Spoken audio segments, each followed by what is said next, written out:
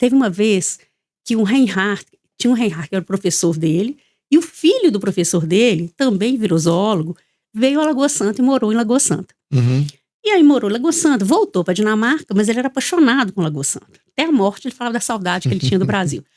Aí, uma vez ele pergunta pro Lund assim, me conta como é que estão as pessoas aí e tal. E o Lund vai responder para ele como é que estão as pessoas, os conhecidos, né? E aí ele pede o Brant para fazer um mapinha da cidade. Aí o Brant faz uma mapa, um croquis, né? Uhum. Casa 1, 2, 3, assim. E o Lund vai colocando. É a hora mais engraçada que eu achei do Lund, porque ele é fofoqueiro. Então ele começa a falar, fulano Mora nessa casa aqui, não sei o quê. Continua bebendo, né? Como era de se esperar, perdeu tudo, né? Aquela coisa. Então ele vai contando para um amigo. Porque o Brant, ele fez um mapa e colocou as casas nas quadras, não foi isso? Isso. E aí o Lund falava para ele quem morava em cada casa daquela ali. Isso. E é de uma forma que é difícil ver o Lund, de uma forma informal. Exatamente. Engraçada. Porque ninguém esperava que ele ia ter esse tipo de atitude, né? A gente sempre pensa que é um cara sério, assim, compenetrado na pesquisa científica, que negócio todo, né? Mas por isso que eu falo que o que mais me chegava era o homem. Quando eu via isso, eu achava o máximo.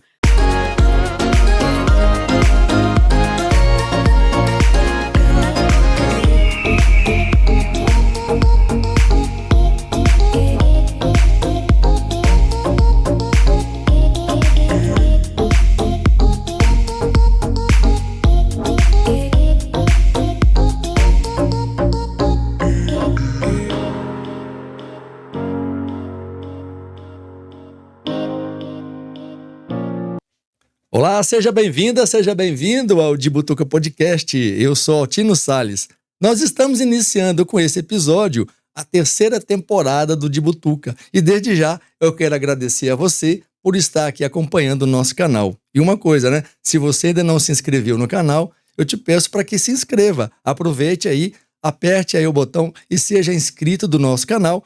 E também acione o sininho de notificações, porque dessa maneira o YouTube pode te falar todas as vezes que tiver um vídeo novo no canal. E outra coisa, deixe o seu like. E outra coisa também, né? Já fazendo o nosso ritual aqui, compartilhe os nossos vídeos. E uma coisa muito importante que eu gosto muito é você fazer comentário aí no vídeo. Se você gostou, se você não gostou, faça o comentário, coloque a sua opinião sobre o nosso vídeo, né? O que você está achando aqui do nosso bate-papo? Porque o nosso bate-papo, nesse primeiro episódio da 3ª temporada, nós iremos falar sobre uma pessoa icônica da cidade de Lagoa Santa. É impossível nós falarmos da história de Lagoa Santa sem nós falarmos dessa pessoa, que talvez, muito provavelmente, você já ouviu falar e muito provavelmente também você conhece pouco. E aí nós vamos aproveitar nesse episódio para nós conhecermos essa pessoa, que é o Peter Wilhelm Lund. E o Peter Lund, né, conhecido como Peter Lund ou Dr. Lund, ele foi biografado num livro escrito pela Ana Paula Almeida Marquisotti, que mora aqui em Lagoa Santa, é uma historiadora, e ela escreveu em um livro, né, e foi publicado em 2011, e depois ela publicou outro livro, né, que esse livro aqui primeiro tem uma leitura mais acadêmica, vamos dizer assim, né, a gente vai saber como é que é, e esse livro aqui tem uma leitura um pouco mais acessível, né, que também traz coisas mais novas, né, com relação ao primeiro livro que ela lançou sobre o Peter Lund. Bom, então para nós sabermos, né, conhecermos mais a vida do Peter Lund e também conhecermos a autora desses livros, está com a gente aqui a Ana Paula Marquisotti. Ana Paula, muito obrigado por você ter aceitado o nosso convite para a gente, então, destrinchar essa vida do Peter Lund, né? Para a gente conhecer você também. Então, por favor, se apresente aí. Quem é a Ana Paula? Sim, o prazer é meu. Muito feliz com o convite. Eu acho que eu tenho um prazer. A gente faz um trabalho, a gente quer divulgar esse trabalho, né? Eu fico muito feliz de ter a oportunidade de estar aqui divulgando esse trabalho. Eu acho que é muito importante não só para Lagoa Santa, não só para Minas, mas para o Brasil, porque o Peter Lund, muito mais que uma figura importante na cidade de Lagoa Santa, ele é importante na história da ciência mundial, né? Então tem uma repercussão muito maior do que simplesmente em Lagoa Santa. Então eu quero realmente ter espaço para divulgar, então eu já agradeço de prontidão aqui, tá? Ah, legal. Me apresentar, bom, eu, como você já falou, eu sou historiadora de formação, escritora, né? Nesse processo escrevi alguns livros, esses 2 e mais um. Fui professora minha vida inteira, né? Formei na UFMG em História, já fui para a rede pública, que era um sonho idealista, quero trabalhar na rede pública, mudar o mundo, né? Aí fui para Belo Horizonte, trabalhei 26 anos na Prefeitura de Belo Horizonte, fiquei muito tempo em sala de aula, depois fui para gestão, tive uma experiência na gestão educacional, na SMED e tal, na assessoria pedagógica, mas paralelamente a isso eu não quis nunca largar a história. Então eu sempre fiz, loucamente, à noite, fim de semana, etc., trabalhos na área de história, publicando artigos. Um dos livros eu escrevi, né, o meu segundo, com Lei de Incentivo à Cultura. Então, o segundo é esse aqui, né? Não, o segundo é esse. Esse aqui. Esse aqui você vai falar pra gente também, que não é do Peter Lund, né? Esse não é do Peter Lund. Então, depois você vai falar pra gente como que rola nesse livro aí. Sim. Então, assim, paralelamente a essa minha trajetória na educação, na história, eu sempre fiz projetos culturais, escrevi e tal. Uhum. Então, a minha carreira foi em 3 rumos, né? Na educação, na gestão educacional e também como na escrita, né? Na publicação de livros e artigos. E aí, eu sempre queria me dedicar mais a isso. E aí, há 4 anos eu me aposentei. E aí, agora eu tô de cara. Tá só na vida boa. E agora eu tô só, vida boa de cultura, a gente rala demais. Aí, assim, agora eu criei uma empresa, né, para trabalhar com essa questão cultural, chama Companhia Memoriana. E aí a gente está trabalhando com isso. Hoje a gente já faz audiovisual, faz pesquisa. Tô com um projeto de fazer um museu aqui em Lagoa Santa, o Museu da Memória de Lagoa Santa. Criamos um museu, participei da criação do museu que tem na cidade, que chama Museu Território Caminhos de Lund, que está aí rolando, é um museu território, tem alguns totens, depois a gente pode falar sobre isso. Sim, claro. Que inclusive, tem sintonia com a questão do Lund. Então, essa sou eu, né? Essa trajetória na educação, na gestão, na cultura, na escrita. E agora estou nesse momento mais efervescente da questão da cultura e da escrita. Sim. Né? Nesse caminho, né, eu ainda estava na educação, eu fui fazer o mestrado, fiz o mestrado uma linha de pesquisa na UFMG que chama Cultura e Ciência na História. E aí foi quando eu resolvi começar a trabalhar com o Lund. Eu já tinha me mudado para Lagoa Santa, eu vivo aqui há 26 anos. Você é de Belo Horizonte? Sou de Belo Horizonte. Mas eu mudei para cá tem 26 anos, minha filha tinha 2 anos. Em busca mesmo de qualidade de vida, de relações mais tranquilas. Acho que a grande maioria do pessoal, né, veio para cá com esse objetivo. Aí agora a gente preocupa, né? Porque agora eu falo que Lagoa Santa está ficando cada vez mais parecido com Belo Horizonte. Né? É preocupante. O crescimento está sendo muito moldado nessa coisa de grandiosidade, de blindex. Isso me assusta um pouco, porque não é isso que eu acho que a gente veio buscar aqui, né? E as pessoas daqui também, né? Bom, mas essa é uma outra discussão. Mas aí, assim, nesse caminho eu já tinha mudado para cá. E aí foi muito interessante, porque eu fui dar aula 1 ano no pré-vestibular de uma escola particular de Lagoa Santa. E aí conversando com os alunos, né, e tal, e sobre a história de Lagoa Santa, quando eu perguntava quem foi Peter Lund, eu ouvia as seguintes respostas: foi fundador da cidade, foi um tropeiro, foi um bandeirante. Eu falava, gente, vocês vão fazer vestibular agora, como é que vocês não sabem? A figura mais importante da cidade. Você anda, a praça chama Dr. Lund, hotel Dr. Lund, farmácia Dr. Lund, tudo é Dr. Lund na cidade, né? E vocês não sabem quem é? Como assim, né? Então eu falei, não, eu vou de alguma forma retribuir à cidade esse acolhimento que eu tive aqui, né? E aí eu resolvi fazer o mestrado com esse tema, né? E aí eu desenvolvi o primeiro livro, que é uma biografia científica do Peter Lund. Então, seu interesse em escrever o livro, a trajetória de Lund, né, partiu mais da sua curiosidade em saber quem era esse cara de Lagoa Santa, muito falado na cidade e pouco conhecido? Sim. Eu falo assim, que na verdade, o nome do Lund porque assim, eu mudei para cá há 26 anos, mas eu frequentava aqui desde a minha infância. Eu fui batizada em Lagoa Santa, olha que coisa interessante. Fui batizada na Igreja do Rosário, né? Por quê? Porque o meu avô, que é o tema do meu segundo livro, ele veio morar em Lagoa Santa. eu tinha acabado de nascer, ele veio morar aqui. Então, a minha infância foi vir a Lagoa Santo, fim de semana, aprendi a nadar na lagoa. Você nadou na lagoa? Nadei na lagoa. Então você é privilegiada demais, né? Nadei na lagoa. Naqueles trampolins que tinha lá, eu ia naqueles trampolins, ficava nadando assim, entre uma ripa e outra, ia nadando, e assim eu aprendi a nadar, né? Então, assim, desde a minha infância, eu vi esse nome. Então, no primeiro momento, eu sempre fui muito curiosa, né? Não é à toa que eu falei que eu ia ser ou historiadora ou jornalista, porque aquela coisa da investigação, né? Sim. Sempre me instigou. Então, Lund era aquele nome que desde a minha infância corria. E aí, quando você chega um pouquinho mais velho, quando você descobre que ele era um cientista, desbravador de cavernas, isso, né, mexeu muito comigo e virou um ídolo. Eu cheguei a querer fazer arqueologia, né? Depois fui para a história, né? Aí você desencantou da arqueologia? Não, na verdade, foi por condições pessoais, porque a arqueologia não existia em Belo Horizonte. Tá. Só tinha no Rio. Então, eu falei com a minha mãe assim, eu quero fazer arqueologia no Rio. Ela falou, não tem como te bancar no Rio não, minha filha. Você vai estudar aqui ou não vai?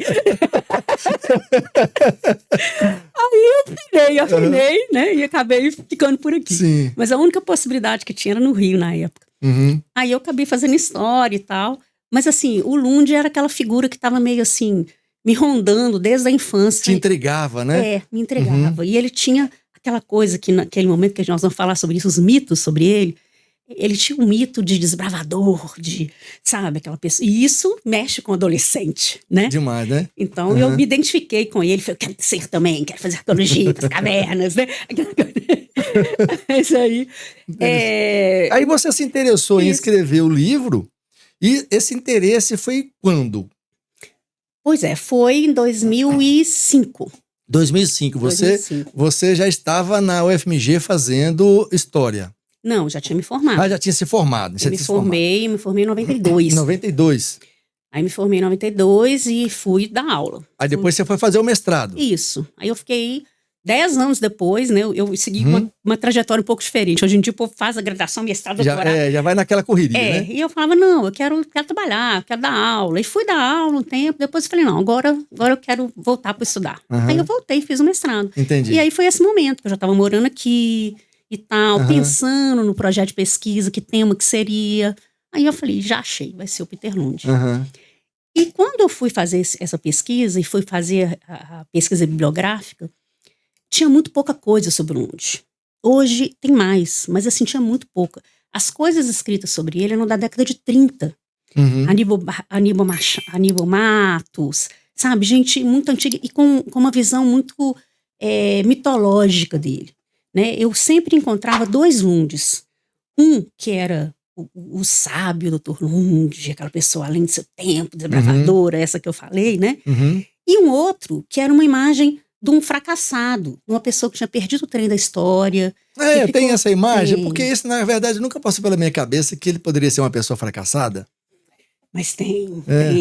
Porque, sabe por quê? O próprio Richard Burton, quando teve aqui, aquele viajante famoso inglês, ele escreveu isso, ele publicou no livro dele isso.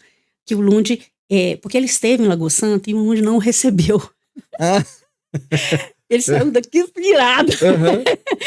E aí no livro dele, ele fala assim, eu já sei por que ele não me recebeu. Porque ele está isolado em Lagoa Santa, longe da comunidade científica. Sim, mas essa ideia dele então pegou durante o tempo e criou uma cultura, uma ideia de que ele era um cara fracassado? Foi paralelo, é engraçado. Quando você pega a bibliografia, o primeiro capítulo desse meu primeiro livro, eu mostro isso. Eu vou pegando as várias bibliografias escritas sobre ele e as visões, com citações e tal. Sim. Então, alguns ressaltam esse lado dele. O lado revolucionário, visionário, né, que encontrou os fósseis e que teve uma visão dos fósseis diferente de todos os outros cientistas que o antecederam e tal. E tem aquelas pessoas que falam assim, que ele ficou, ao invés de ele voltar para a Dinamarca, encontrar os fósseis e voltar, ele ficou aqui. E realmente, Lagoa Santa era um ovo, né? Não era um Ouro Preto, não era um Rio de Janeiro, era uma cidadezinha muito pequena e tal. Então, ele estava isolado? Em termos, sim. Né? Mas a gente podemos falar assim, que não é tanto assim. Mas essa visão de que ele estava aqui, e logo depois dele, né? Depois dele, assim, ele mandou os fósseis para a Dinamarca em 1800. Tá, mas para lá, mas isso tudo te intrigava. Muito. E toda essa essa coisa que te intrigava, que te impulsionou a escrever a história dele. Você vê a Exatamente. biografia dele, a Exatamente. pesquisar sobre ele e trazer uma outra leitura dele. Exatamente. E E como o é que foi mito dele me intrigava, esses mitos que foi construídos. Entendi. Entendeu? Agora, como é que foi esse processo de criação, de criação, claro, a partir de uma monografia de mestrado, né? Sim. Como é que foi esse processo de pesquisa? Eu não fui à Dinamarca, não tive essa oportunidade, né, de ir à Dinamarca pesquisar as fontes lá. Mas eu tive um contato, assim, contatos fantásticos com a Dinamarca. Primeiro que eles são organizadíssimos, né? Então, assim, eu entrei em contato com os museus, com os acervos lá e recebi tudo. Online, digitalizado. Então, assim, Você entrava em contato diretamente ou através da UFMG? Como é que era esse processo? diretamente, foi diretamente. E eles foram bem assim, receptivos? Completamente. Eu me identificava, né, como estudante da UFMG e tal, e mandava e-mails para eles, institucionalmente, e recebia, assim, tudo. Então, assim, eu não tive contato com os fósseis, mas com a documentação, sim. Sim. E, além disso, a gente tem esses anjos que passam na nossa vida, né? Pessoas generosas que passam pela nossa vida. E eu encontrei dois pesquisadores, PhDs da UFMG, né?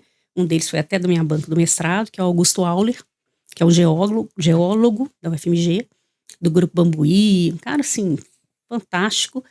E o Beethoven Piló, que também, esse faleceu recentemente.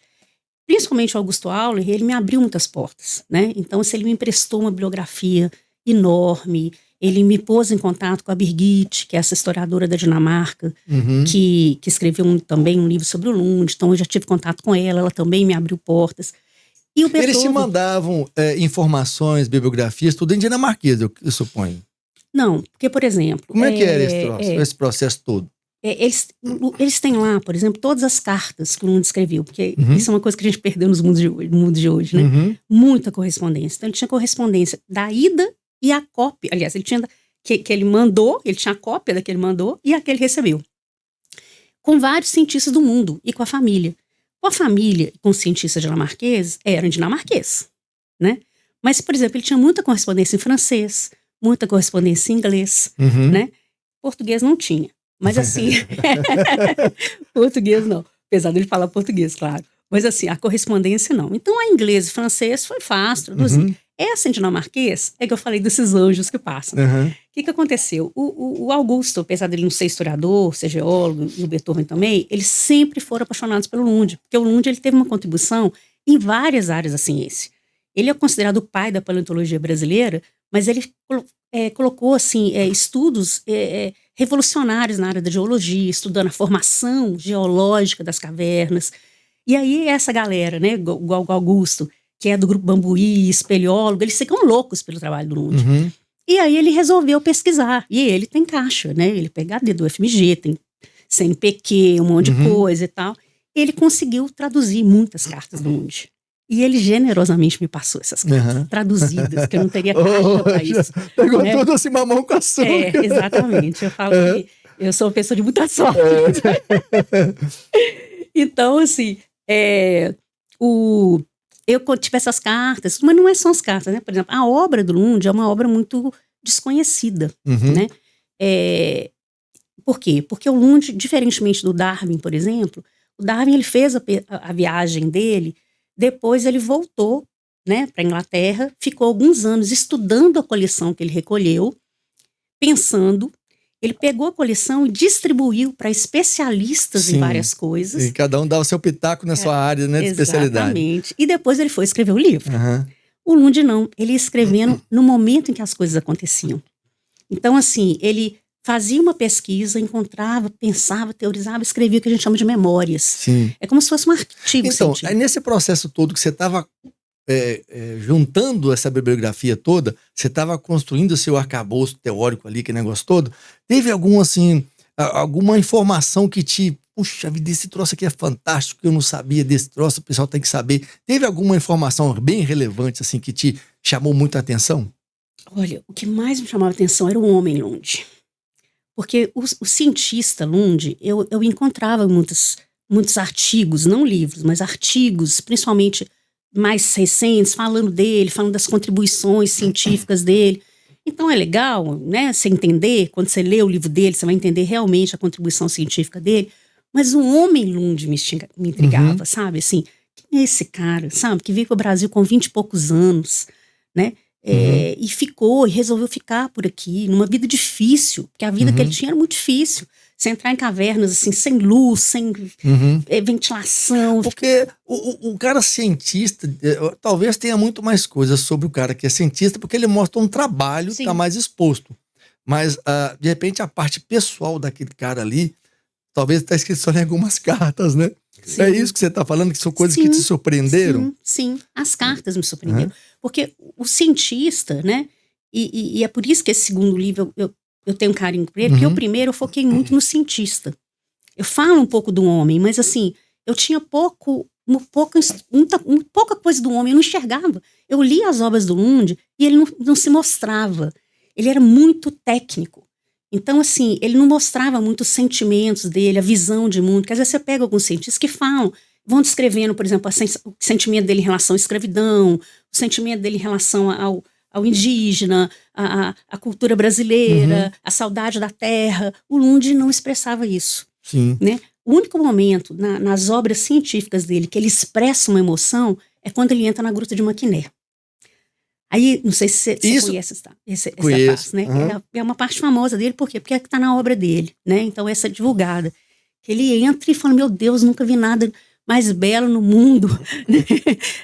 Parece Reino de Fadas, né? Ele ficou fascinado. Praticamente a partir dali que ele resolve, né, mudar um pouquinho o foco dele de pesquisa no Brasil, não é? Sim. Antes um pouquinho, ele já tinha encontrado outras cavernas antes. Perto de Curvelo, que ele encontrou as primeiras cavernas com ele. Ele estava vindo para Lagoa Santa quando eles passam por Maquiné, né? E se deslumbra lá. Mas assim, então esse Lund homem, esse Lund que tem emoção, que fala de pensamento, de valores, eu não encontrei. Então é isso que te chamou a atenção no seu processo de criação do livro, de montagem da sua pesquisa. Nesse primeiro livro, no mestrado, isso me intrigava, mas eu não conseguia achar fonte. Eu não achava material para falar disso. Então, é isso que eu vou te perguntar também. Porque hoje tem mais bibliografia sobre o Lund? E na época, como é que era com relação a hoje e antes, quando você estava criando, né, a sua pesquisa, montando a sua pesquisa? Você tinha fontes no Brasil sobre o Lund que falava sobre a vida dele, que fez uma espécie de pesquisa tal como você fez? Ou menos profunda ou mais profunda? Como é que rolou isso? Quando eu fui fazer pesquisa, tudo que eu encontrei, primeiro que eu custei encontrar a obra dele mesmo, né, a escrita dele, custei encontrar. E pessoas escrevendo sobre ele, quase não tinha. É como eu falei, só tinha até a década de 30. Até a década de 30, tinha algumas pessoas que começaram a escrever, mas de uma forma muito mitológica. Sabe, o Lund, isso, o Lund, aquilo. E eu falava, mas vinha muito repetitivo. Às vezes você pegava um autor e vinha o outro, um copiava do outro. Era uma coisa assim que não tinha muita inovação. E eu encontrei, por exemplo, quando eu fiz uma pesquisa bibliográfica, assim, uma das coisas que mais elogiaram na minha banca de mestrado foi isso, porque eu escarafunchei tudo, né? Eu encontrei, por exemplo, uma biografia do Lund escrita pelo filho dele. A hora que eu encontrei aquilo, eu até tremi. Falei, agora eu vou encontrar, agora eu vou achar o Lund, né? O ser humano Lund, não só o cientista.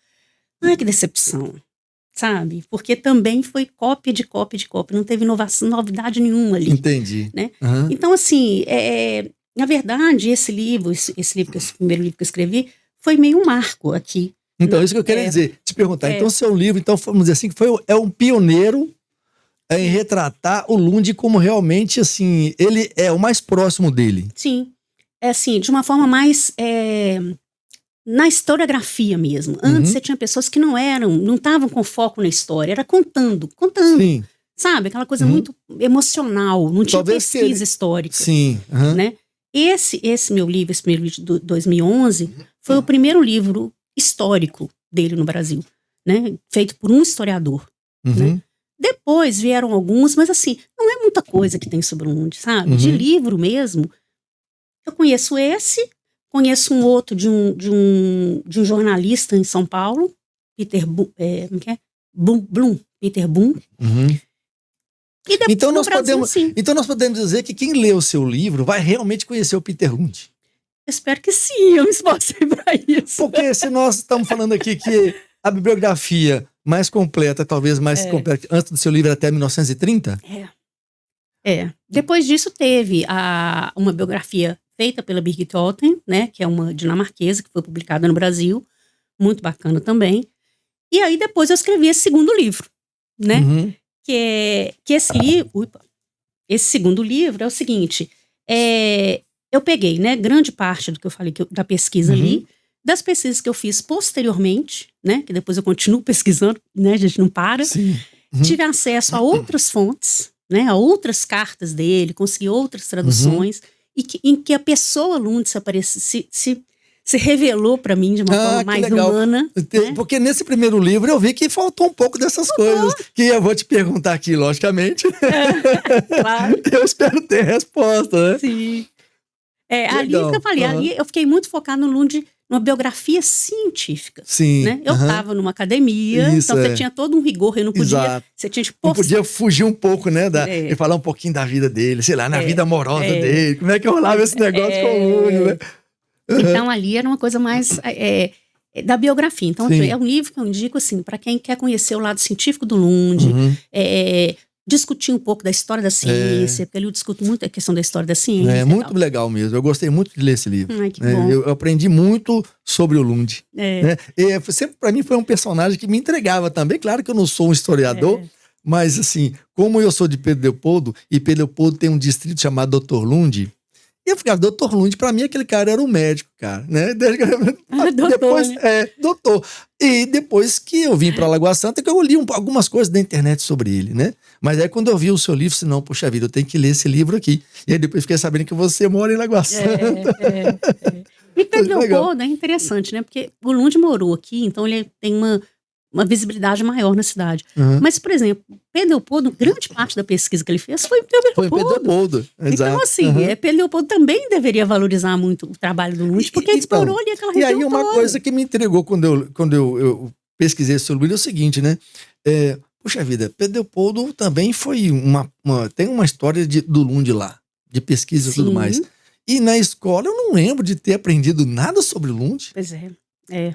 Né? E isso é uma coisa que é interessante. Por exemplo, esse segundo livro, por isso que eu volto a enfatizar, que eu fiz pensando em chegar nas pessoas, chegar inclusive nas escolas. Eu quero que chegue nas escolas. Eu fiz um trabalho que ano passado aqui em Lagoa Santa, que foi muito bacana, e que esse ano eu quero ver se eu reproduzo nessas outras cidades. Né? A prefeitura comprou muitos exemplares desse livro para distribuir para as escolas, e eu passei em todas as escolas trabalhando com os meninos. Que legal, né? hein? Então, assim, escolas municipais, né? Não por estaduais. Mas, assim, esse é um trabalho que eu quero fazer isso. Eu quero chegar nas escolas, eu quero conversar com os meninos e fazer isso aqui, essa informação enraizar mais, sabe? Ter mais entrada em todos os permear mais na sociedade, né? Exatamente. Então, beleza. Entendemos aí como é que você rolou essa questão do livro, como é que foi essa trajetória aí. Agora eu queria que a gente começasse a falar um pouquinho mais do Lund. Sim. Tentar conhecer essa figura aí enigmática, né? Até certo ponto. Não sei se é um mito também. Mas para que a gente que não conhece muito, ele passa a ser um mito, porque é tão falado e pouco conhecido, né? O Lund, quando veio para o Brasil, me parece que ele teve duas etapas, né? Ele veio em 1825 ou 24, se não me engano. 25 a 29. E depois, em 29, ele voltou. Sim. Né? Qual foi o objetivo dele, né? Por que ele veio primeiro no Brasil? Ele tinha o quê? 25 anos, né? E quando ele veio para o Brasil. O que ele veio fazer aqui, nessa primeira vinda dele? Na verdade, assim, o Lund, ele é de uma família muito rica na Dinamarca, né? Família de comerciantes e tal, e foi fazer uma faculdade, uma universidade que chamava Medicina e Letras. É difícil a gente imaginar hoje, porque a universidade hoje é muito diferente daquela época. É bem segmentada, Medicina e Letras não tem nada a ver. As universidades antes, elas eram muito amplas, então nessa faculdade ele aprendia desde coisas da medicina, como oratória, desenho, né?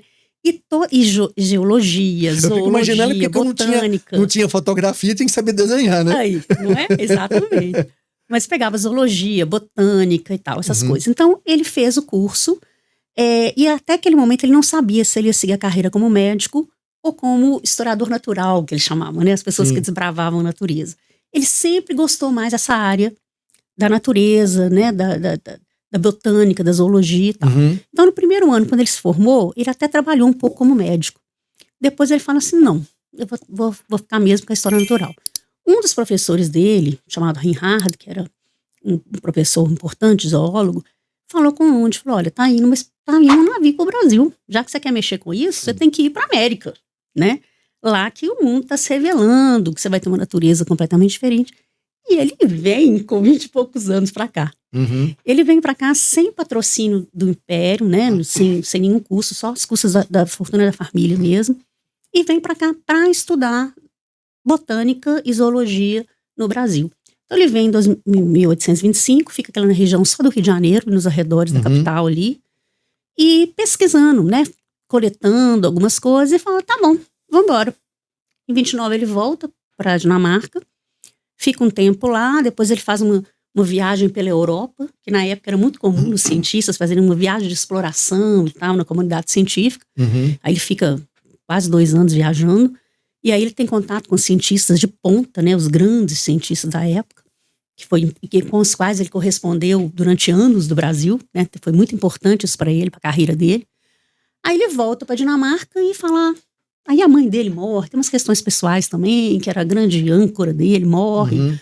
Aí ele acha que não tem mais nada que segure ele na Dinamarca emocionalmente. A mãe dele faleceu quando ele veio a primeira vez no Brasil? Não, ele estava na Europa. Ah, ele estava na Europa. Ele estava na Europa, já tinha chegado lá. Mas aí até esse momento ele não tinha definido ainda que carreira que ele ia seguir, sabe? Se ele ainda ia ficar na medicina, se ele ia ficar lá. Mesmo na história natural, ele tinha um leque de coisas que ele podia fazer. Ele podia ficar na Dinamarca e virar professor na academia, ele podia ficar em Paris, ele chega a pensar em ficar em Paris, lá. Mas aí ele resolve voltar para o Brasil. E aí nas cartas ele coloca isso, que ele acredita que um bom cientista da natureza, ele não pode ficar no gabinete, ele tem que ir na ponta. Porque parece que tinha duas mentalidades na época, né? Um cientista que defendia que você devia ficar estudando lá no seu escritório, as informações que quem está na área passava para você, e tinha uns que defendiam que não, você tem que estar no campo, estudando lá no campo, no local, né? No ambiente, que era do né? Humboldt, né? Do Humboldt. Então o que acontece? O Lund, ele era dessa segunda linha, né, do Humboldt. Ele fala que você tinha de estar lá, em loco, né? Não adiantava. E porque realmente já tinha uma coleção bacana. Ele já poderia ficar só estudando aquela coleção, já teria muita coisa para fazer. Ele poderia continuar recebendo de outros que viessem à América e continuar. Ficar na boa ali, né? Mas ele resolveu vir, né? Aí ele volta para o Brasil, ele sai lá da Europa em 1834, chega aqui, né, em 33, chega aqui em 34, no Rio de Janeiro. Só que ele não queria ficar só ali, ele queria conhecer outras partes do Brasil. Aí ele se une a um outro cientista que está aqui, né? Que chamava Riedel. E os dois... Só te cortando aqui. Sim. No momento que ele chegou, na segunda vinda dele, ele já chegou, foi no período da regência, não foi? Sim, Dom Pedro II tinha acabado de nascer, tinha acabado de nascer. Uma festa, né? Ele conta isso, né? Ele chegou lá, a cidade, estava em festa, todas as janelas com iluminação, aquela coisa. Nós estávamos sem um rei. Que o Dom Pedro I voltou para a Europa, não é? Exatamente. Então tinha uma conturbação assim, política, né, tremenda. Quem que vai dirigir o país? Tinha aquele negócio todo, né? Com certeza. E como é que o Lund, chegando aqui no Brasil, se deu com essa situação, hein? Engraçado, você sabe, quando eu pensei em fazer a pesquisa, minha primeira ideia de pesquisa do Lund era fazer a relação dele com o Império. Como é que era a relação dele com o Império. E não tem. Sabe por quê? Porque ele não se relacionava com o Império. Ele era muito independente da política. Ele também não dependia financeiramente do Império, né? Não, Então, assim, você via muitos cientistas estrangeiros que prestavam serviço para o Império, né? Exato. Ele não, né? Então, assim, ele relata as coisas, assim, mas ele não tinha vínculo, ele não criou vínculo, nem com a família imperial. Ele não se envolvia com a política daquela época, nada disso, né? O negócio dele, o foco era a ciência, né? Ele era um cientista, assim, até irrita, porque o tempo todo é foco na ciência, ele tinha um rigor científico assim, muito forte, sabe? Então, assim, ele comenta, por exemplo, nas cartas, porque eu falo na carta CV humano, ele comenta, às vezes ele comenta, igual ele comentou do Rio, como é que estava. Quando ele está em Lagoa Santa e tem a Revolução Liberal de 1842, ele comenta da guerra, como é que foi, os corpos na praça, aquela coisa toda. Então ele comenta disso, mas ele não se envolve em política. Ele não era aquele que era financiado pelo Império, de jeito nenhum. Ele né? tinha alguma posição política assim, nada, né? Nem revelava isso em cartas, nada. Não revelava. Politicamente, não. Né? Ele era um cara muito humano, porque as pessoas falam muito assim, que ele não era não tinha escravos, né? Ele tinha uma relação muito bacana com os funcionários, né? Uhum. O testamento dele doou grande parte do que ele tinha para os funcionários que trabalharam para ele, Uhum. né? Ele adotou o filho de um dos funcionários, que virou filho adotivo dele. Uhum. Mas, assim, politicamente não. Você sente algumas coisas como que ele percebe as relações sociais aqui na cidade e tal. Entendi. Mas Bom, então ele chegou no Brasil, né? Aí, como é que foi? Depois ele começou, chegou aqui em Lagoa Santa. Como é que foi na segunda passagem dele aqui, né? Como é que foi esse processo? Aí, como eu falei, ele chegou no Rio, queria conhecer outras partes do Brasil, sabia que o Brasil era grande demais. Aí ele se alia a esse outro cientista, né? O Riedel, e um alemão, e eles começam, trilham uma expedição. Eles sairiam do Rio, iriam para Goiás, São Paulo, Minas e assim por diante. E começam esse trabalho. Passa por Goiás e tal. Quando eles entram em Minas, eles estão em Curvelo, e aí tem uma coisa que muda a vida do Lund, né? E aí ele encontra com outro dinamarquês, uma coisa muito doida de pensar, né? Em Minas Gerais, naquela época, uma cidadezinha. Ele estava dormindo numa hospedagem lá, né? Porque era para tropeiros, para viajantes. E aí, como ele estava lá, chegou um cidadão lá, e perguntando o que eles estavam vendendo. Porque quando chegava alguém assim de fora, normalmente tinha era trazer tropeiro. novidade, era né? tropeiro, né? O que tem aí? Vai trazer uma muamba aí. Aí chegaram lá, ele foi perguntar, e na hora que eles foram conversar, que eles viram que nenhum deles era brasileiro, e aí foram descobrir os dois eram dinamarqueses. Sim. E aí esse cara chamava Peter Clausen. Esse Peter Clausen foi o que sacaneou ele depois, né? Sacaneou ele depois, exatamente. Aí depois chamou ele para casa, aí o Lund ficou na casa. Mas ao mesmo tempo que o Clausen posteriormente furou o olho dele em algumas coisas, eles tiveram uma disputa, né, pelos fósseis. Nesse primeiro momento, o Clausen foi importante, porque ele apresentou ao Lund as cavernas. As cavernas de Curvelo, naquela região ali, né? Maquiné. Exatamente. Então, assim, o Lund, o foco dele estava para botânica e para zoologia. Quando ele encontrou os fósseis, ele enlouqueceu, porque nessa viagem que ele fez para a Europa, ele conheceu o Cuvier, que é considerado o pai da paleontologia mundial. Então, ele conhecia os trabalhos do Cuvier com os fósseis, e aqui no Brasil ninguém tinha feito isso. Aí ele ficou louco, ele falou, nossa, quer dizer, um canal para pesquisa muito grande. Mas ele tinha um compromisso com o Riedel, né? E ele, seríssimo, vou cumprir o compromisso. Então ele se despede do Clausen, vai embora de Curvelo, mas quando chega no Peto, o Riedel adoece. E fala, não, vou parar, vou embora pro Rio. E volta pro Rio. Quando ele volta pro Rio, o Lund se sente livre, fala, agora então vou voltar para Curvelo e vou explorar os fósseis. Aí ele fica um tempo em Curvelo, explorando as cavernas da região, e aí começa as divergências com o Clausen. Mas por questões de personalidade, o Clausen era miturrão, diz o Lund nas cartas que ele tratava mal a família. Me parecia que, além de ser isso, ele também não era um cientista, assim. Não era. Ele não era cientista. Ele não era cientista, não né? Era, Ele era um fazendeiro? O que era? O Clausen é muito mistério sobre a vida do Clausen, sabe? Dá vontade de escrever um livro. Vou escrever um livro. O sacana do Peter Lund. O que sacaneou o Peter Lund aqui. Mas é engraçado, porque o Clausen, assim, ele também foi muito detonado. Eu acho que a gente tem que olhar para ele com um olhar mais... Com outro olhar, né? Porque assim, ele tem o seu valor. Ele é um amador. Ele não é um cientista, isso é claro, ele é um amador. Ele foi comerciante, ele foi um monte de coisa na vida. E nesse momento que ele encontrou o Lund, ele tinha uma fazenda em Curvelo. Beleza, uma fazenda lá. Só que ele também era um cara inteligente. Então ele viu que os fósseis, ele sabia a importância dos fósseis, ele sabia identificar. Enquanto a população local entrava na caverna e destruía tudo simplesmente para pegar o salitre para pólvora, o Clausen falou, opa, peraí, isso aqui é importante, isso aqui tem valor científico. Ele teve esse olhar. E ele pegava esses fósseis e vendia para os museus na Europa. Então as pessoas colocam ele como mercenário. É o que parece, né? Mas assim, não deixa de ser, né? Sim. Mas eu falo assim, pelo menos ele teve esse olhar para a ciência, né? Que poderia ter e tal. E aí ele vai. E aí quando o Lund começa, ele começa a disputar os fósseis com o Lund. Então tem casos que o Lund chega num lugar, por exemplo, ele não consegue levar todos os fósseis, ele conversa com o fazendeiro da região da caverna, eu volto para buscar. Quando ele voltava para buscar, o Clausen tinha ido lá e falava, não, eu vim buscar os fósseis do Lund, e levávamos os fósseis embora. Vendia pra Europa. Então, mas ele mandava esses fósseis pra Dinamarca? Ou mandava para o Clausen? O Clausen ou pra França? Ou Quem comprasse. Para quem comprasse, né? Então ele vendeu para Dinamarca, ele vendeu para França, ele vendeu para, né, onde comprasse. Sim, né? entendi. Os museus europeus que sabiam o valor disso. E o Lund não, o Lund nunca ganhou dinheiro com a ciência. Não, isso aqui é para pesquisa mundial, vou doar, tudo assim, né?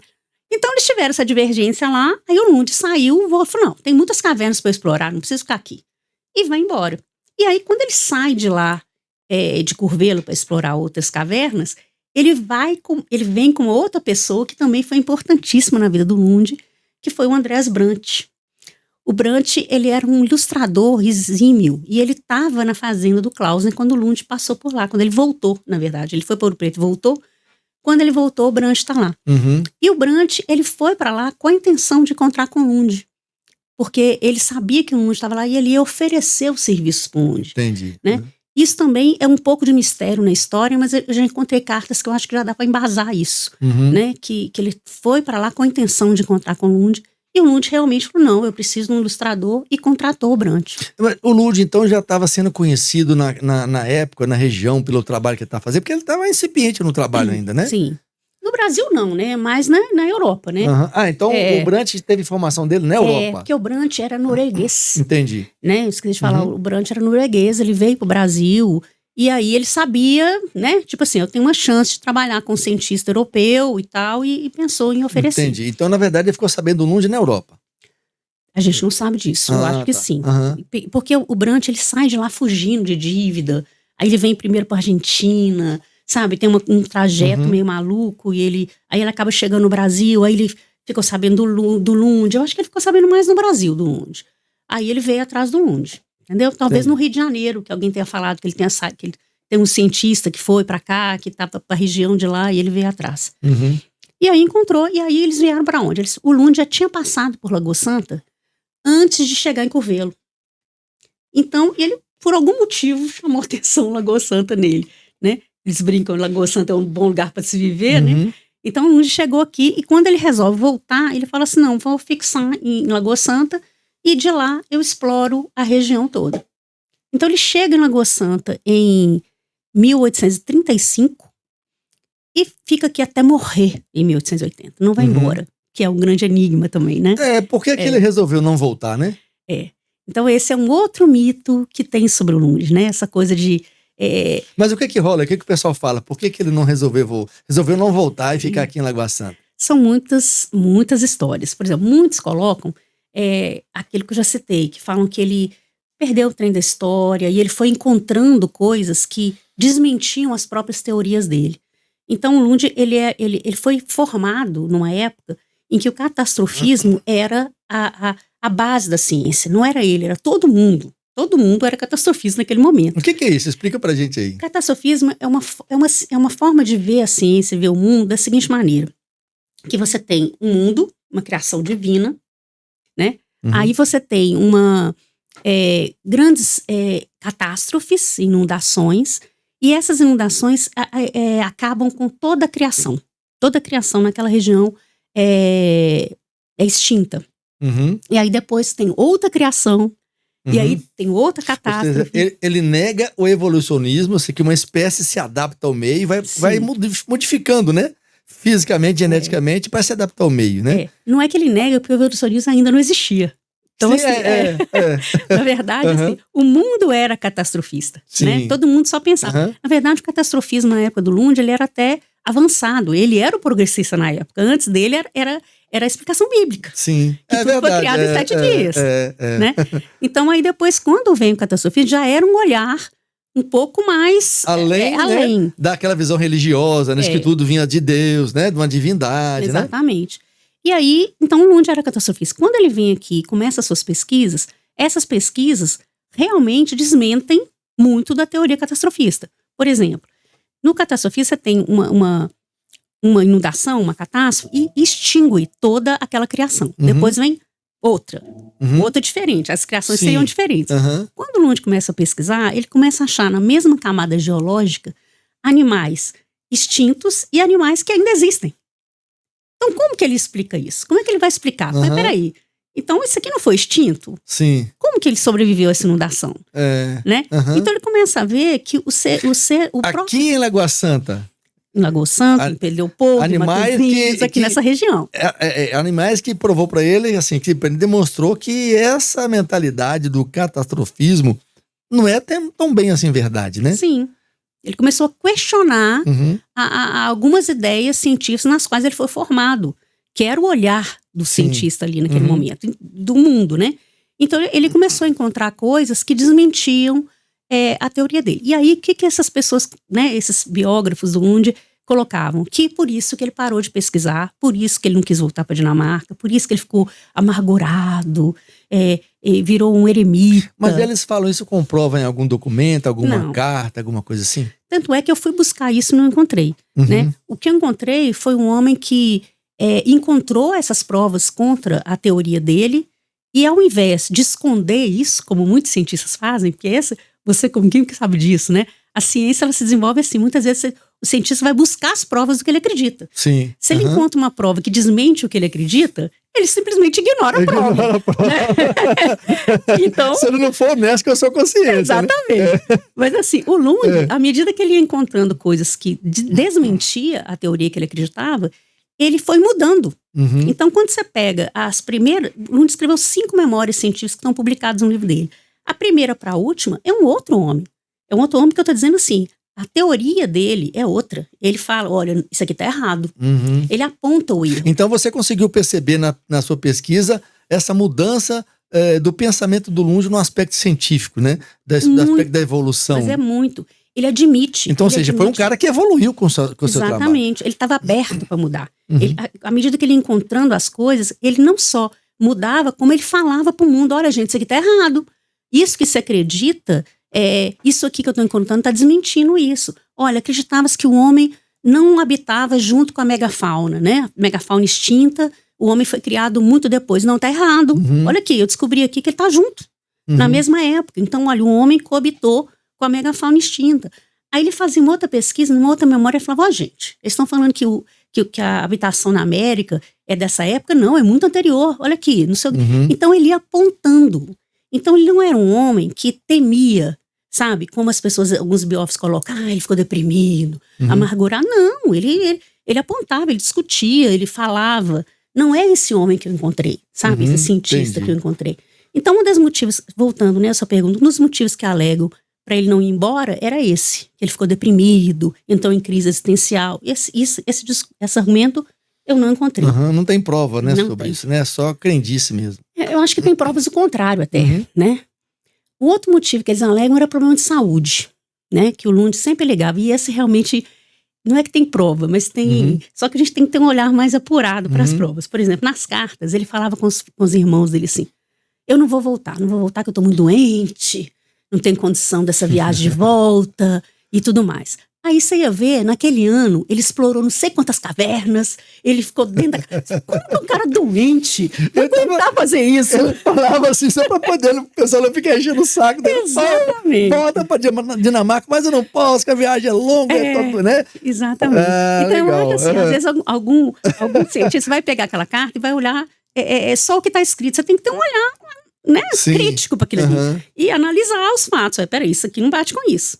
Então, assim, o Lund, ele era um cara que realmente tinha muita preocupação com a saúde. Ele era meio, tô morrendo, vou morrer. Ele, sabe, ele tinha muita neura, assim, de saúde. Mas esse não era o motivo para ele não voltar, né? E olha só, esse período que ele ficou aqui no Brasil, 1839, depois ele morreu em 1880, século XIX, foi um período, assim, que de descobertas muito importantes na área da ciência, né? De todos os campos, né? Eletromagnetismo, né? Na área da geologia, até na área da botânica também. Teve muitas descobertas, estava fervilhando na Europa as descobertas científicas, né? E ele estava aqui isoladão, cara, em Lagoa Santa, que era um buraco, né? Cheio de mato, à beira de uma lagoa. E aí eu fico pensando assim, poxa, o cara vem aqui, ele começa a pesquisar sobre fósseis pré-históricos, aquele negócio todo. Por que ele não teve essa vontade de ficar no meio científico na Europa, discutindo com os seus pares, né?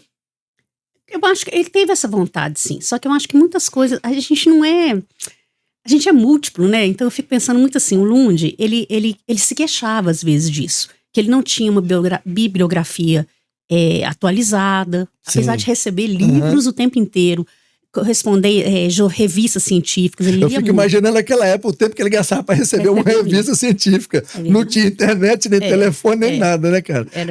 2 anos depois chegava aqui. Mas ele lia muito, ele recebia, ele estava em contato com esses cientistas do mundo inteiro. Então ele estava antenado. Ele ficou sabendo do Darwin ficou sabendo dele, né? Então ele estava antenado. Só que é claro que dentro dos limites aqui do isolamento, né? Mas eu falo o seguinte, o Lund,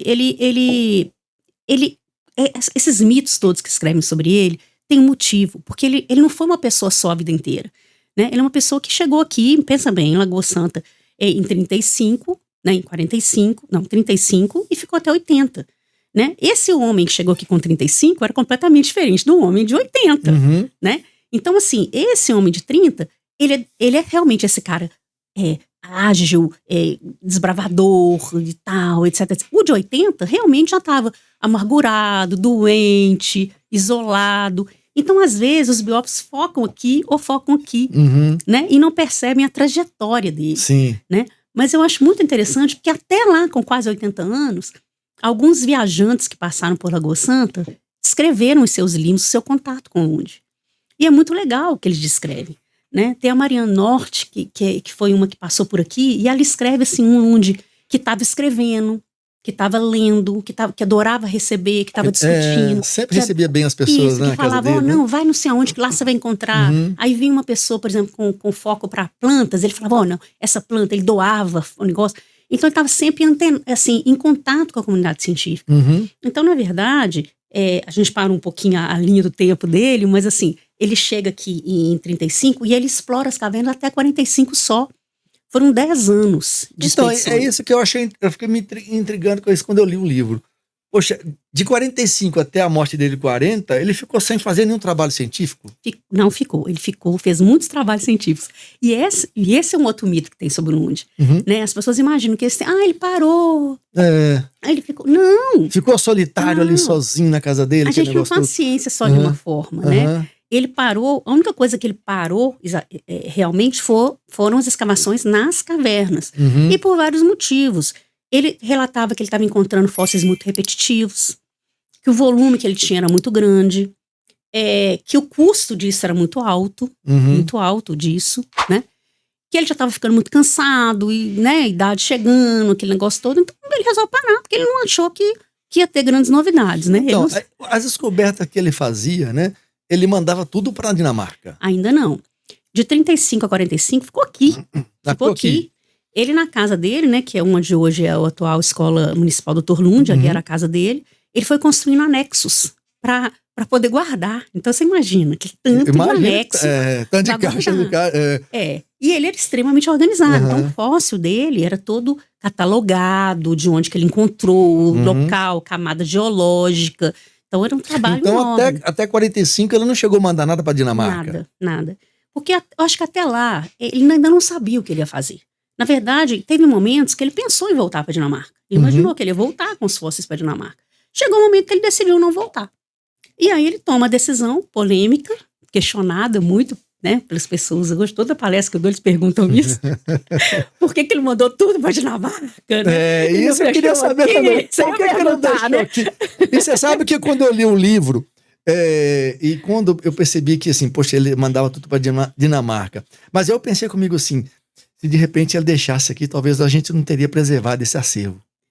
Eu te falo que isso com certeza. Pelo seguinte, ele mandou tudo para a Dinamarca, né? Eu sempre falo assim, em história a gente não pode olhar com os olhos de hoje, né? Você tem que olhar com os olhos daquela época. Quando você olha com os olhos daquela época, nenhum viajante deixava as coisas aqui, né? O comum era, você veio representando um país, você vai recolher e vai mandar para o seu país. Isso era fato, né? Ele não fez nada de diferente dos outros. E ele teve um momento da trajetória dele que ele começou a ser financiado pelo imperador da Dinamarca. Sim. E em troca do financiamento, tinha uma cláusula, ele tinha de enviar o que ele coletasse, né? Então tinha um compromisso ali também, Sim. né? Mas mesmo assim, o Lund, ele fez uma coisa diferente de muitos outros. Ele doou parte da coleção, pequena, muito pequena, para a única instituição científica que ele reconhecia que poderia discutir aquele assunto. Que tinha algumas pessoas que poderiam compreender alguma coisa a respeito dos fósseis, que era o Instituto Histórico e Geográfico Brasileiro. Então ele encaminha para o Sediado no Rio de Janeiro, né? no Rio de Janeiro. Uhum. Aí ele manda para lá alguns desses fósseis. E desses fósseis, só sobrou uma coisinha. Sumiu tudo. Então, assim... Sumiu assim... Sumiu, ninguém sabe. Ninguém sabe onde é que tá. Ninguém sabe.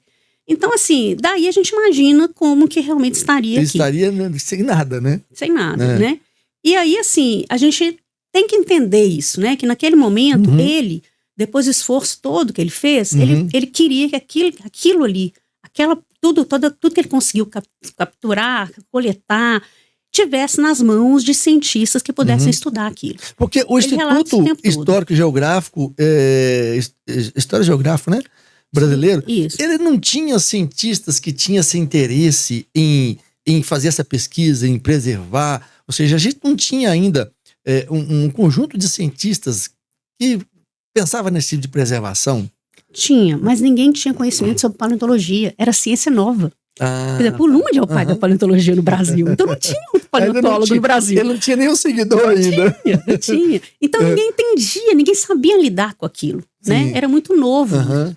Então o Instituto Histórico e Geográfico Brasileiro, ele tinha trabalhos belíssimos em outros âmbitos da ciência, mas não na paleontologia. Na paleontologia. Ele não tinha, o Lund ele viu uma coisa assim, no Brasil ele não teve ninguém que dialogasse com ele Aham. a respeito daquilo. Por isso que ele correspondia tanto com a comunidade científica Sim. internacional para Aham. discutir aquilo que ele estava encontrando aqui, né?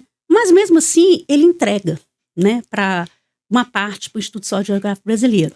O resto ele encaminha para a Dinamarca. Então, assim, não é justificando o ato dele. Eu sou uma pessoa que hoje eu sou a favor da gente pedir a repatriamento, né, Uhum. desses fósseis. Por quê?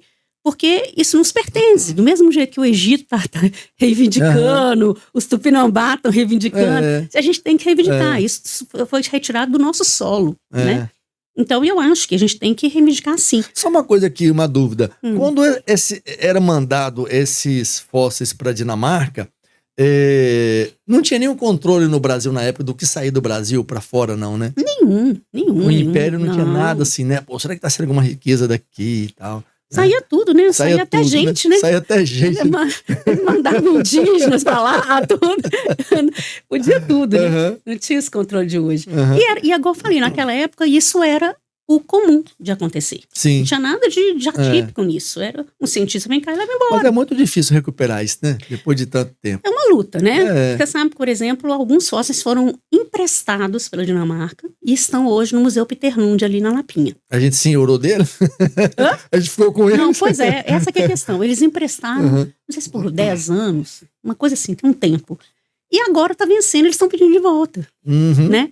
Então agora tá uma luta em Sim. cima disso, não deixa aqui, não faz diferença nenhuma para eles, porque esses que eles mandaram são fósseis repetidos, que eles têm outros lá, Ah, né? Então assim, Uhum. eles não mandaram nada de extraordinário, mas Uhum. eles já estão querendo de volta. Então não sei em que pé que tá essa negociação. uhum. Mas eu acho que é difícil, mas eu acho que é uma pauta sim, Uhum. sabe? É uma pauta sim. Mas eu só acho assim, o Lund não pode ser visto como um vilão nessa história, porque além de ele ter feito o que é normal, além de ter um compromisso com o imperador da Dinamarca, ele ainda tentou fazer. Nesse livro aqui tem uma carta interessante que ele responde ao diretor lá do IHGB, né, do Instituto Histórico e Geográfico Brasileiro, porque chegou uma carta aqui em Lagoa Santa em 1846, pedindo ao Lund que encaminhasse para o IHGB alguns fósseis. E o Lund responde, essa carta está aqui. O Lund responde dizendo o seguinte: que pena que essa carta chegou aqui agora. Chegou atrasada. Porque eu acabei de mandar para a Dinamarca tudo. Se tivesse chegado antes, né, eu teria mandado mais algumas coisas, porque ele nem sabia que o pessoal tinha interesse. Sim. Ninguém, né? Então, assim, e aí ele falou: o que eu conseguir daqui para frente eu tento mandar. Sim. Mas aí ele parou de fazer escavar, de escavar né, e tudo, né? tal. Mas aí, voltando à sua pergunta, ele parou de fazer ciência? Parou de trabalhar na ciência? Não, ele só mudou o foco. Então, por exemplo, de desabravador das cavernas, ele virou um consultor. Então, por exemplo, tinha momentos que os cientistas se reuniam muito e pediam opinião para ele escrevia teses respondendo. Ele recebia vários estudantes que vinham para o Brasil e ele recebia, era como se fosse um mestre, um mentor, né? Então, nós tivemos alguns importantes, né? Inclusive, o Eugène Varmin, né, que é um dinamarquês que veio aqui, ficou 3 anos aqui em Lagoa Santa como auxiliar do Lund, que é o cara que é considerado o pai da ecologia mundial, né? Eu falo que a gente não tem noção do valor que a gente tem. Eu não estou falando de Lagoa Santa só, eu estou falando de Minas, eu estou falando, né, de pensar o seguinte, olha, a ecologia nasceu aqui. E nasceu aqui por quê? Porque um dinamarquês veio para cá auxiliar o Lund, e o Lund fez esse papel de mentor, de mestre, de orientador. Era uma pessoa referência, né? Era, e um professor. Ensinava, orientava, doava. E aí o Varmin foi capaz de chegar na Dinamarca e escrever um livro que pela primeira vez fez essa visão da ecologia, pegando clima, relevo, vegetação, mostrando a ação do homem nisso tudo. Então, assim, fantástico, né? E outros, o Lund estava sempre recebendo pessoas, estava sempre discutindo, escrevendo cartas. Então, assim, ele só mudou o foco. A gente faz isso muito na nossa trajetória, né? Muda um pouco, mas não deixa de fazer história, de fazer ciência, não deixa de trabalhar. E aí ele ficou de 45 até 80 em Lagoa Santa, não volta para Dinamarca, fazendo esse trabalho, recebendo cientistas e tal. E também tendo uma vida social, que é muito interessante. Então, essa questão da vida social, que eu acho que é uma das coisas mais, assim, obscuras na história de Lund, pra gente, leigo, né? Pelo menos, poxa, eu já vi falar que o Dr. Lund chamava Dr. Lund porque ele era médico, que ele, às vezes, atendia como médico algumas pessoas da cidade, depois que ele parou de fazer pesquisa científica, ou não? Como é que rola isso? Sim. Como é que rolou isso? Bom, ele chamava de Dr. Lund não porque ele era médico, porque ele tinha aquela coisa do doutor. Do doutor, né? Que a gente chama doutor, todo mundo que a gente considera. É importante, assim, né? Então, nesse sentido, mas ele não deixou de ser médico, ele formou em medicina. Isso. Né? Mas ele não se considerava um bom médico. Isso também tem uma carta aqui muito interessante que ele fala isso, sabe? Que ele fala o seguinte, que ele era procurado como médico. E ele não tinha coragem de falar não, porque aqui não existia um médico. Não tinha, imagina, né? Então, ele acabava consultando as pessoas como médico e tal, mas ele falava que não se considerava não, né? Então, assim, e isso é muito descrito mesmo, né? Então, aí parece, eu suponho que como ele atendia as pessoas como médico, ele deveria ser muito bem quisto pelas pessoas na época, na cidade de Lagoa Santa. Sim. Sim.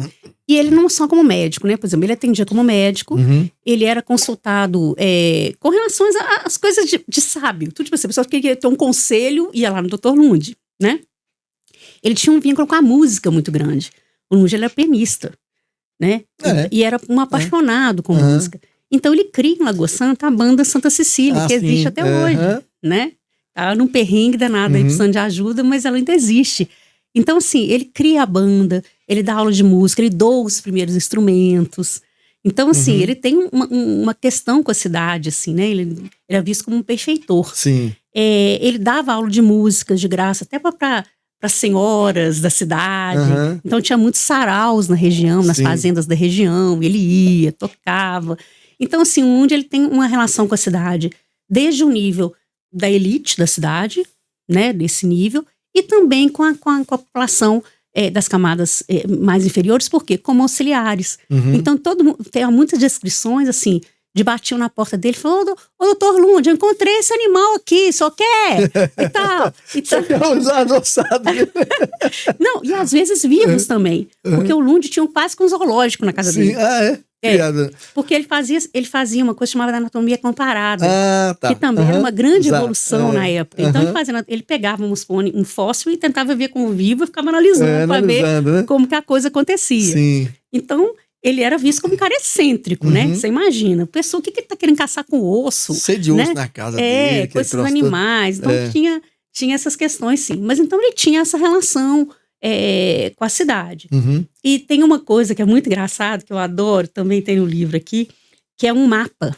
Teve uma vez que tinha um Reinhardt, que era o professor dele, e o filho do professor dele, também virou zoólogo, veio a Lagoa Santa e morou em Lagoa Santa. E aí morou em Lagoa Santa, voltou para Dinamarca, mas ele era apaixonado com Lagoa Santa. Até a morte ele falava da saudade que ele tinha do Brasil. Aí, uma vez ele pergunta pro Lund assim, me conta como é que estão as pessoas aí e tal. E o Lund vai responder para ele como é que estão as pessoas, os conhecidos, né? E aí ele pede o Brant para fazer um mapinha da cidade. Aí o Brant faz uma mapa, um croquis, né? Aham. Casa 1, 2, 3, assim. E o Lund vai colocando. É a hora mais engraçada que eu achei do Lund, porque ele é fofoqueiro.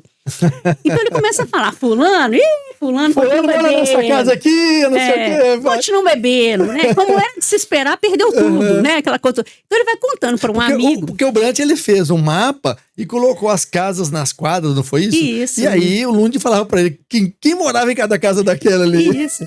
E é de uma forma que que é difícil ver o Lund, de uma forma informal. Exatamente. engraçada. Porque ninguém esperava que ele ia ter esse tipo de atitude, né? É. A gente sempre pensa que é um cara sério, assim, compenetrado na pesquisa científica, aquele negócio todo, né? Mas por isso que eu falo que o que mais me chegava era o homem. Quando eu via isso, eu achava o máximo. Quando eu via as cartas que ele escrevia, as discussões que ele fez, ele tem um primo que era religioso, um pastor, né? Protestante. E ele escreve para esse primo, assim, ironizando, sabe? Discutindo religião. Então, é muito interessante. Nessa questão da religião tem um perrengue, né? Porque como ele não era católico, Sim. ele não podia ser enterrado, por exemplo, no cemitério com os católicos, né? Tinha um negócio assim. Sim. Por isso que ele comprou um terreno para isso. Um terreno para ele, né? Que é onde a gente chama de cemitério do Lund, que é ali do lado da Santa Casa, Uhum. né? É exatamente por isso. Ele não ia poder ser enterrado no cemitério católico, ele compra e fala, não, vou ser enterrado ali. Aqui era fora da cidade, né? Era como se fosse um sítio, Sim. né? Lagoa Santa estava na pracinha. Tava ali, na né? pracinha, né? Aí ele vinha pra cá ainda, em vida, tinha um Sim. pequizeiro, sentava lá embaixo, gostava de ler ali, e falava, eu quero ser enterrado embaixo desse pequizeiro. Só que antes dele, outros estrangeiros que moravam em Lagoa Santa morreram. E ele autorizou, também protestantes, e ele autorizou que fosse enterrado aqui. Então, antes dele, 3 estrangeiros estão aqui, né, que foram enterrados. Então, a gente brinca que é tipo assim, um cemitério protestante da época. O Brant tá lá também. O Brant. Não, o Brant, o Miller, que foi um outro auxiliar dele, né? Então, assim, essas pessoas estavam ali. É muito interessante isso, você pensar em Lagoa Santa naquela época, tanto estrangeiro. Tinha francês, tinha norueguês, tinha dinamarquês, alemão. É muito interessante, né? Sim. Então aqui tinha. E agora isso é muito por causa do Lund, né? Porque ele tinha as pessoas falavam que ele transformou Lagoa Santa num polo aqui, né? Sim. E realmente, as pessoas desviavam o caminho para passar por aqui e ter uma conversa com ele. Porque ele tinha um conhecimento da região muito grande, em várias áreas, né? O conhecimento, então vinha geólogo, botânico, zoólogo, todo mundo para conversar com ele um pouco e saber, e até ele direcionar para onde que eles vão, onde ele vai encontrar, onde ele não vai encontrar, né? Ele foi essa pessoa aqui. Agora, do trabalho todo que ele fez, né? Aqui no Brasil, e reconhecido hoje, bem reconhecido. E como é que é isso lá na Dinamarca? O pessoal reconheceu o trabalho dele? Ele é reconhecido lá pelo trabalho que ele fez aqui no Brasil? Muito pouco, muito pouco. Ou seja, as pessoas conhecem ele lá? A história dele? Muito pouco, muito pouco. Tem um livro do Stangerup que escreveu um livro de literatura sobre ele, um dinamarquês. E esse trabalho de literatura, ele é um dos, inclusive, que ajudaram a criar esse mito do Lund em crise existencial. Ele mostra um cientista amargurado, isolado. Né? Então, assim, esse é o livro que teve mais sucesso, que mais difundiu a ideia do Lund. Depois disso, a coleção dele tá lá. Os cientistas dinamarqueses conhecem, né? Porque essa coleção que ele mandou para lá, a gente comentou de preservação, tá tudo, os fósseis estão embalados no jornal que ele embalou. Você imagina o que é isso? Eles guardaram a caixa, os fósseis e o jornal que ele mandou. Dá pra fazer uma pesquisa sobre os jornais da época. Né? Então, assim, isso tá lá no Museu da Dinamarca. Sim. O diretor desse museu esteve aqui tem 2 anos aqui. Então, estão fazendo uma ala lá para ele, específica para a coleção dele. Então, no meio científico, sim. Mas não é uma figura, assim, conhecida na Dinamarca. Entendi. Né? Nem no Brasil, na verdade, né? A gente está falando isso aqui agora, né? Então, até no Brasil, eu acho que ele merece um reconhecimento maior. Então, nós podemos falar que ele é mais importante na nossa região aqui em Lagoa Santa e nessa região aqui do Vetor Norte, e que ele não teria tanta importância assim a nível internacional. Não, ele é mais conhecido aqui, mas importância não. Importância não, né? né? Porque ele teve uma importância. no Brasil, como eu falei, foi o primeiro cientista a olhar para os fósseis, a estudar as cavernas de uma forma ampla, desde a formação da caverna, o animal da caverna, a vegetação da caverna, os próprios fósseis, a criar interpretações a respeito daquilo. Então, ele foi um cientista muito importante para a ciência brasileira, né? Para o desenvolvimento da ciência brasileira. Da paleontologia, arqueologia, tudo ali. Né? E pensar que foi, por exemplo, os estudos dele é que fizeram que outras expedições viessem ao Brasil, né? E inclusive da Annette Lambert-Perret, que encontrou Luzia e que revolucionou também a ciência mundial. Então, assim, o Lund, ele tem uma importância muito grande no Brasil? Tem. Ele tem uma importância científica no mundo?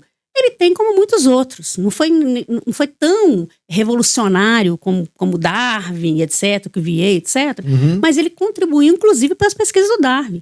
O Darwin, no livro dele, está lá citado, que ele estudou os fósseis do Lund para escrever a teoria, o livro dele das espécies. Então, assim, eu acredito que ele tem, sim, uma importância grande para o Brasil e para a ciência mundial. Ele contribuiu com a ciência mundial. Só que o que eu estou falando, assim, é matéria de reconhecimento, de conhecimento, que ele ainda está restrito aqui. Sim. Né? Eu acho que ele merece uma visão maior. E, por exemplo, o Paula Couto, que é um paleontólogo, né, fundamental no Brasil, na história da paleontologia, por isso que ele, em 1940, ele ele fez essa coleção. Coleção não, desculpa. Ele fez essa coletânea. Essa coletânea, né? Até 1950, todos os escritos do Lund estavam em dinamarquês ou francês, ou alemão. Porque ele, como eu falei, da diferença do Darwin, ele foi escrevendo o livro dele ao longo da pesquisa. Ele não parou a pesquisa para pensar e escrever. Ele foi escrevendo ao longo.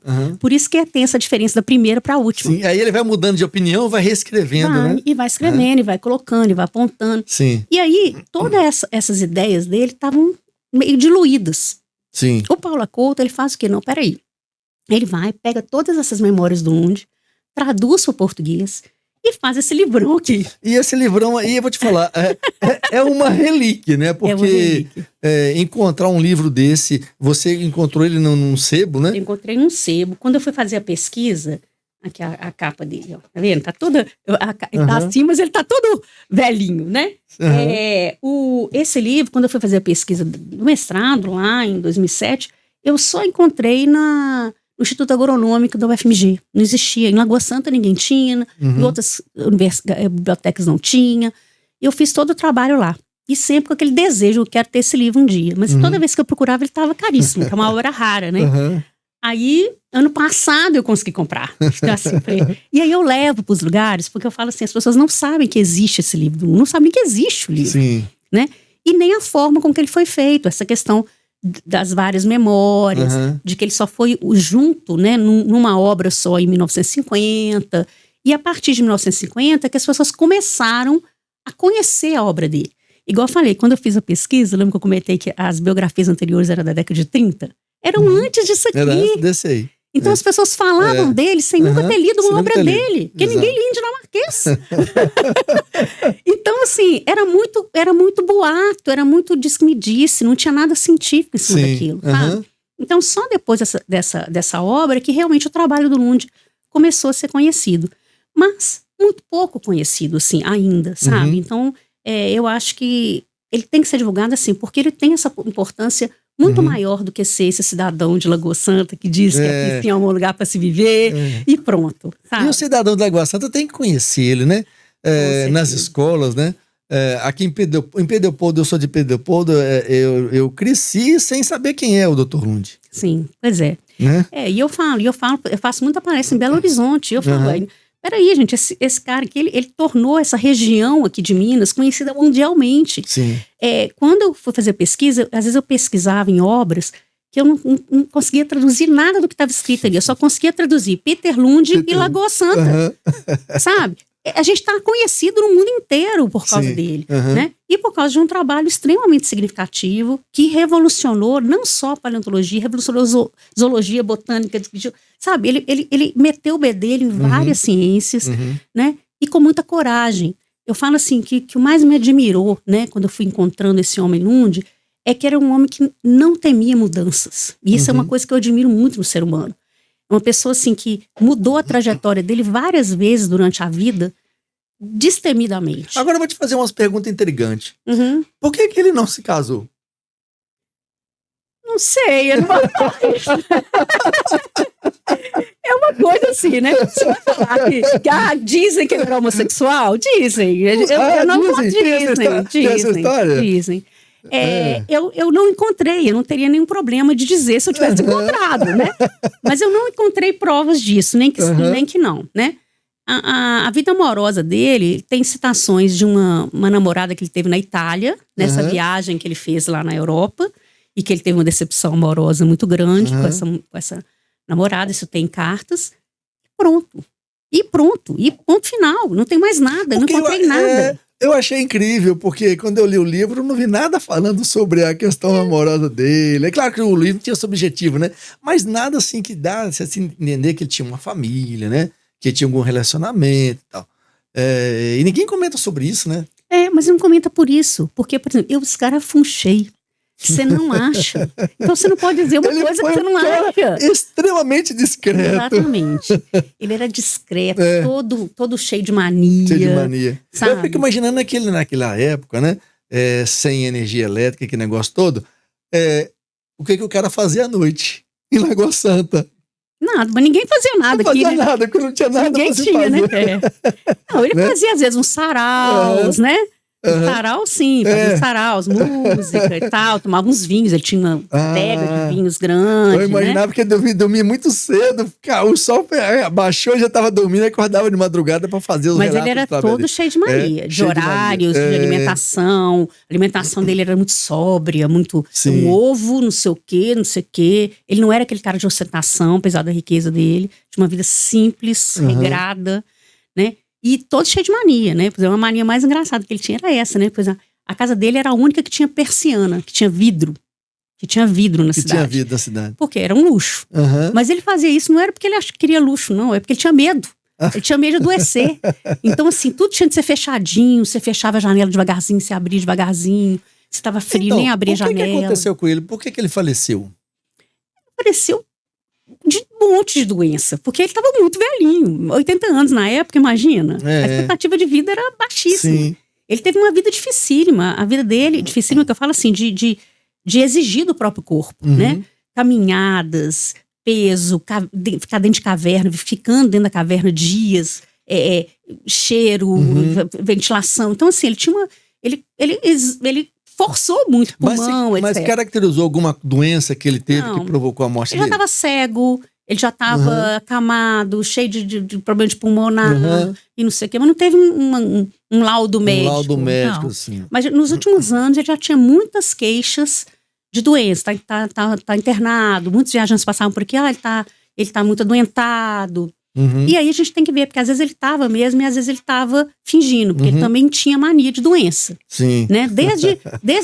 Você pega cartas dele de 45, ele falando que ele tava morrendo. Ele estava muito doente, que ele ia morrer, sabe? Viveu mais 40. Então, aí ele não deixou ninguém como herdeiro, ou deixou? Deixou? Deixou o seguinte, a família dele tinha tipo um patrimônio, como se fosse uma fundação, né? Um patrimônio grande. Ele escreveu para os irmãos pedindo que deixasse a herança para o Nereu Cecílio dos Santos, que era um filho adotivo que ele teve e que era filho de um funcionário dele. Então, grande parte da herança, a casa, uma outra casa e uma pensão, né? O Nereu recebeu uma pensão da família dele até ele viver. Ele e a mulher. Depois a família perdeu, né? Então, assim, ele recebeu essa pensão durante muitos anos, né? Além disso, ele doou, por exemplo, livros, ele doou para os cientistas. Ele falava, esse livro de botânica dá para fulano, livro disso aqui dá para fulano, distribuiu os livros dele. Ele doou casas para funcionários, teve um cozinheiro, um funcionário dele, né, de muitos anos, ele doou 2 casas pro cara, né.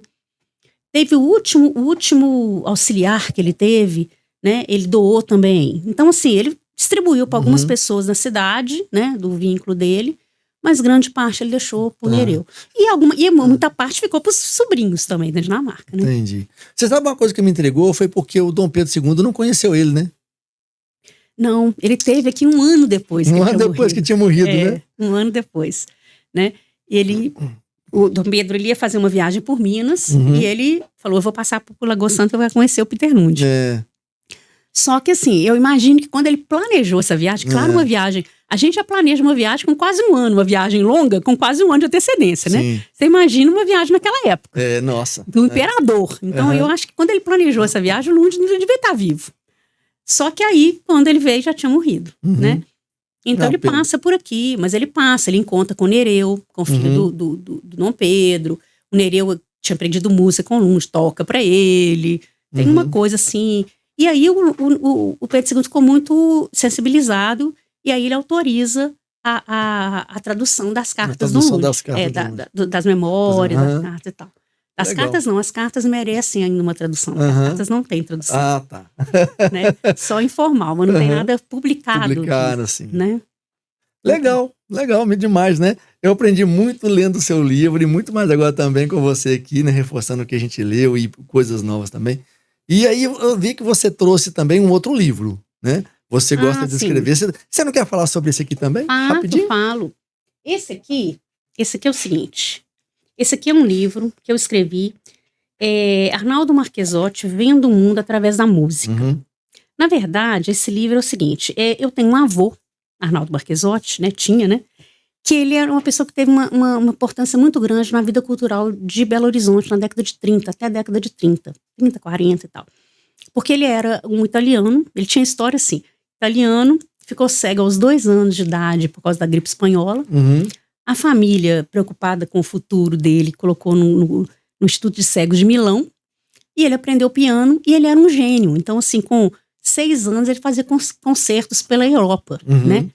E a família, fugindo da guerra, Mussolini, vem para o Brasil. E aí ele começa uma trajetória aqui no Brasil de música. Então, ele que era uma preocupação de como que ele ia sobreviver como cego, ele que virou o arrimo da família inteira, fazendo concertos de música clássica. Nossa, que fantástico, né? Então era uma história, e eu tô te contando só o inicinho, que a história dele é cheia de buracos, de E aí você conta tudo isso no livro. Aí o que acontece? As pessoas falam assim, não, Paulo, você tem que escrever a história do seu avô, uma história que dá filme. E eu ficava meio constrangido, falei, história de família é uma coisa complicada, né? Se eu vou querer falar alguma coisa, a família vai achar ruim, que eu como historiadora tenho um compromisso de falar a verdade. Aí eu falei, não vou não, né? E aí com isso, eu cheguei e falei assim, eu vou tentar. Aí eu entrei com um projeto de lei de incentivo à cultura estadual. E eu pensei assim, não sei se vocês vão aprovar não, que eles vão falar assim, essa mulher é doida, né? Querendo escrever livro de família com dinheiro público, né? Mas assim, eu subsidiei tanto o projeto com artigos de jornal, ele recebendo Vila Lobos, mostrando a importância que ele teve, e foi aprovado e eu escrevi esse livro. Então é um livro da história dele. Esse você publicou quando? Foi? Esse aqui, nossa, eu vou ter que lembrar aqui, peraí. Esse livro eu publiquei, deixa eu ver aqui a data, que eu já até esqueci, olha. Quer ver? Tem que botar o óculos. 2016. Então, esse livro eu escrevi pensando o seguinte, tanto na questão da vida dele, quanto na questão da história. Então, eu margei a trajetória pessoal dele com a história. Então, eu falo, por exemplo, de Belo Horizonte, dos bairros que ele morou, da história desses bairros e tal. E aí eu pensei, todo mundo que vê esse livro, e eu for falar da música, vai querer ouvi-lo. Sim. E aí eu peguei várias coisas de fita de rolo que tinha lá, dele tocando na época, e fiz um CD com ele tocando. Ah, que legal. Né? Então tem ele tocando e tem um livro. E onde que a pessoa acha esse livro se quiser comprar? Olha, tanto esse, quanto esse novo aqui, né? Quanto esse primeiro, eu criei uma loja virtual que chama Loja Cia Memoriana. Loja Cia Memoriana. Cia Memoriana, que é o nome dessa minha empresa. Companhia Memoriana, Cia Memoriana. Ah, tá. Legal. Então eu coloquei loja Cia Memoriana, aí entra lá e lá tem todos esses livros que eu vendo. E eu mesmo que posso. Então eu brinco com as pessoas, se quiser autógrafo, já mando lá, já chega autografado e tudo mais. Muito legal demais, né? Bom, eu acho que a gente falou bastante aqui do Lund, conhecemos bastante, eu acho que foi muito proveitoso para todo mundo que está aí nos assistindo, né, nos vendo. Se você está nos acompanhando aí, tenha certeza que você aprendeu muito sobre a vida do Peter Lund, né? Esse personagem aí fantástico da história da nossa cidade. Bom, claro que a gente não acabou ainda. Falta um pedacinho para a gente terminar o nosso bate-papo aqui Porque como você sabe, quem acompanha o canal, eu sempre faço uma brincadeira com os meus convidados, né? Ai, meu Deus. Uma brincadeira muito tranquila, né? A gente vai fugir um pouquinho do nosso contexto do episódio e nós vamos fazer também com a Ana Paula, como a gente faz com todos, né? Os nossos convidados aqui, aquelas cartinhas, né? Aquelas cartinhas com aquela pergunta assim, o que você faria em determinada situação fora do nosso contexto aqui do nosso episódio. Então vamos fazer também essa brincadeira com a Ana Paula. Agora, Ai. não precisa ficar nervosa, não, porque é uma brincadeira muito tranquila. Eu sempre faço isso com os meus convidados, né, para a gente conhecer um pouquinho do convidado, né, conhecer um pouquinho de você, numa situação diferente. Sim, né? Tranquilo. E eu sempre entrego assim umas cartinhas. Primeiro eu faço assim, né? Eu embaralho para mostrar que não tem nada marcado, não tem carta marcada aqui. E você pode escolher 3 cartinhas aqui. E você vai ler a pergunta e vai responder. A pergunta é a seguinte: o que você faria? Uhum. Né? E aí responda pra gente. Tadadam.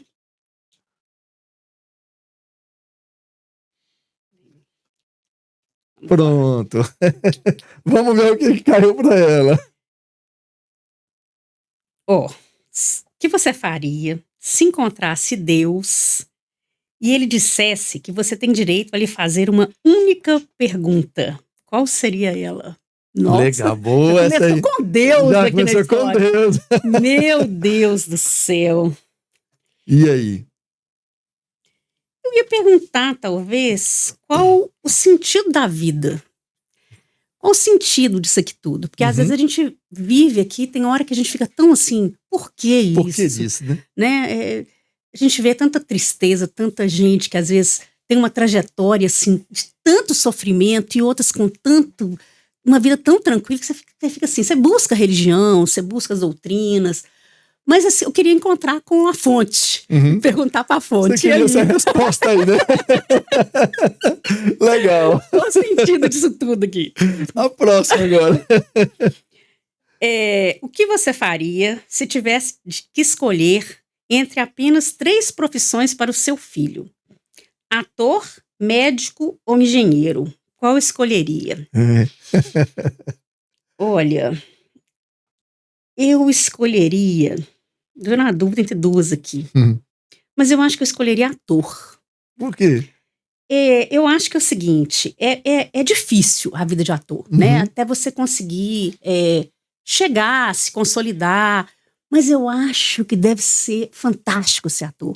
Viver várias vidas ali, sabe? Se você experimentar, estar em vários lugares, em várias cabeças, em várias experiências, eu acho que deve ser mágico. Deve ser.